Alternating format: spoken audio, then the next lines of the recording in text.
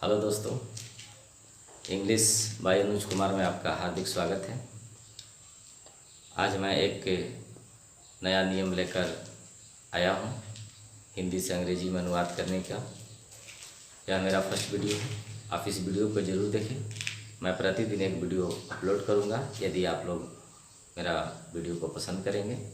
ठीक है दोस्तों, तो आज का टॉपिक है हाउ टू ट्रांसलेट, अनुवाद कैसे करें। दोस्तों, जैसा कि आप लोग जानते हैं, हिंदी से अंग्रेजी में अनुवाद करने का ग्रामर के बहुत सारे नियम हैं, जैसे tense, voice, modals, verb to be, etc। परंतु दोस्तों, अनुवाद चाहे किसी भी नियम से किया जाए, हमें सबसे पहले उस वाक्य में सब्जेक्ट, वर्ब तथा ऑब्जेक्ट को खोज लेना चाहिए।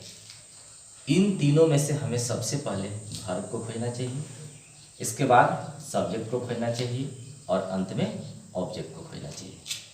दोस्तों, हमें सबसे पहले क्या खोजना चाहिए? वर्ब। अब हमें वर्ब के बारे में जानना होगा। तो दोस्तों, काम होने वाले वाक्यों में काम ही वर्ब होता है, परंतु जिन वाक्यों में कोई काम ना होता हो, उस वाक्य के अंत में आने वाले शब्द जैसे है, हो, हूँ, होता है, होते हैं, होती है, था, थे, थी तथा होगा, होगी, होंगे, यही वर्ब होते हैं। ठीक है दोस्तों, तो अब इन वाक्यों में हम सब्जेक्ट, वर्ब और ऑब्जेक्ट को खोजने सीखेंगे। सबसे पहले वर्ब खोजना है। अमर अंग्रेजी पढ़ता है। अमन अंग्रेजी पढ़ता है। इस वाक्य में क्या काम हो रहा है? पढ़ने का, तो पढ़ता है वर्ब। अनुज सर मुझे पढ़ाते हैं। इस वाक्य में क्या काम हो रहा है? पढ़ाने का, तो पढ़ाते हैं वर्ब। वह उदास दिखता है। इसमें काम क्या हो रहा है? दिखने का, दिखता है। रोहित विद्यालय जा रहा है। इसमें काम क्या हो रहा है? जाने का, जा रहा है वर्ब। मेरा दोस्त मिठाई के लिए रो रहा है। इस वाक्य में क्या काम हो रहा है? रोने का, तो रो रहा है वर्ब हो गया। इस तरह से दोस्तों हम वर्ब को खोजेंगे। वर्ब के बाद हम लोगों को खोजना है सब्जेक्ट। दूसरा नंबर में क्या खोजना है? सब्जेक्ट खोजना है। अब यहाँ पर है कि how to find out subject. दोस्तों, हम सब्जेक्ट कैसे खोजेंगे? सब्जेक्ट खोजने के लिए वर्ब में क्या करना है? वर्ब में कौन लगाकर प्रश्न पूछना है। उससे जो जवाब मिलेगा वह मिलने वाला जवाब ही सब्जेक्ट होता है। जैसे यहाँ पर वर्ब है पढ़ता है, इसमें कौन लगाकर प्रश्न पूछेंगे। कौन पढ़ता है? जवाब क्या रहा? अमन। कौन पढ़ाते हैं? जवाब क्या रहा? अनुज सर। कौन दिखता है? वह। कौन जा रहा है? रोहित। कौन रो रहा है? मेरा दोस्त। दोस्तों, इस तरह से हम सब्जेक्ट को खोजेंगे। सब्जेक्ट के बाद एट लास्ट अंत में हम लोगों को क्या खोजना है? ऑब्जेक्ट खोजना है। ऑब्जेक्ट खोजने का क्या नियम है? How to find out object. Object को कैसे खोजें? वर्ब में सबसे पहले क्या लगाकर प्रश्न पूछेंगे। यदि क्या से जवाब नहीं मिलेगा तो किसे या किसको लगाकर प्रश्न पूछेंगे। उससे भी नहीं मिलेगा तो कैसा, कैसे लगाकर। उससे भी ना मिले तो कहाँ, और अंत में किस लिए लगाकर प्रश्न पूछना चाहिए। जैसे सबसे पहले क्या लगाएंगे? क्या पढ़ता है? जवाब क्या है? अंग्रेजी। देखिए तो इसमें अब अगला वाक्य देखिए, अनुज सर मुझे पढ़ाते हैं। क्या पढ़ाते हैं? जवाब नहीं मिल पा रहा है। किसे पढ़ाते हैं? तो जवाब क्या है? मुझे। ऑब्जेक्ट हो जाएगा। कैसा दिखता है? उदास। कहाँ जा रहा है? कहाँ जा रहा है? जवाब क्या रहा? विद्यालय। किस लिए रो रहा है? तो मिठाई के लिए। इस तरह से दोस्तों हम हिंदी के वाक्यों में सब्जेक्ट, वर्ब और ऑब्जेक्ट को खोजेंगे। लेकिन दोस्तों, एक चीज यहाँ पर समझना है कि ऑब्जेक्ट जो है वह मूल रूप से दो प्रकार का होता है। एक डायरेक्ट ऑब्जेक्ट और दूसरा इनडायरेक्ट ऑब्जेक्ट। अब हम डायरेक्ट और इनडायरेक्ट कैसे खोजेंगे?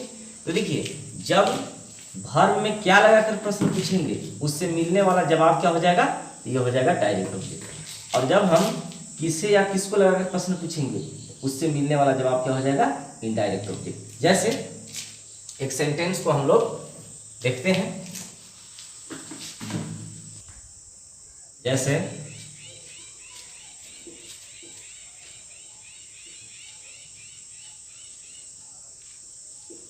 अनुज सर मुझे अंग्रेजी पढ़ाते हैं। पढ़ाते हैं वर्ब हो गया। कौन पढ़ाते हैं? अनुज सर। अब क्या करेंगे? क्या पूछेंगे? क्या पढ़ाते हैं? अंग्रेजी। तो जब ये क्या से मिल रहा है तो इसको हम बोलेंगे कि यह डायरेक्ट ऑब्जेक्ट है। किसे पढ़ाते हैं? मुझे, तब हम इसको बोलेंगे ये इनडायरेक्ट ऑब्जेक्ट है। ठीक है दोस्तों, तो क्या से मिलने वाला डायरेक्ट ऑब्जेक्ट और किसे या किसको से मिलने वाला इनडायरेक्ट ऑब्जेक्ट। इसे हम दूसरे नियम से भी समझ सकते हैं। क्या समझ सकते हैं कि देखिए वर्ब का संबंध जो है वह किससे होता है? ऑब्जेक्ट से होता है।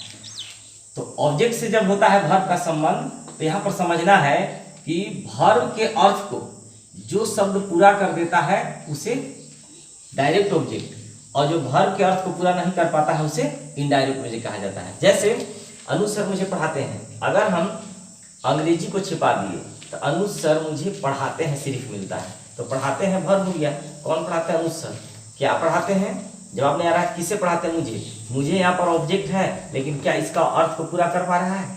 नहीं कर पा रहा है। तो हम कह सकते हैं कि जो शब्द वर्ब के अर्थ को पूरा नहीं कर पाता है उसे इनडायरेक्ट ऑब्जेक्ट कहते हैं। लेकिन इनडायरेक्ट ऑब्जेक्ट को अगर हम छुपा दिया, बोले कि अनुज सर अंग्रेजी पढ़ाते हैं, क्या पढ़ाते हैं? तो अंग्रेजी। तो पढ़ाने का काम क्या हो रहा है? अंग्रेजी का। तो यानी अंग्रेजी जो है यह वर्ब के अर्थ को पूरा कर पा रहा है, इसलिए हम बोलेंगे कि यह डायरेक्ट ऑब्जेक्ट है। इस तरह से ऑब्जेक्ट के और सारे पहचान हैं, आगे के वीडियो में हम आपको बताएंगे।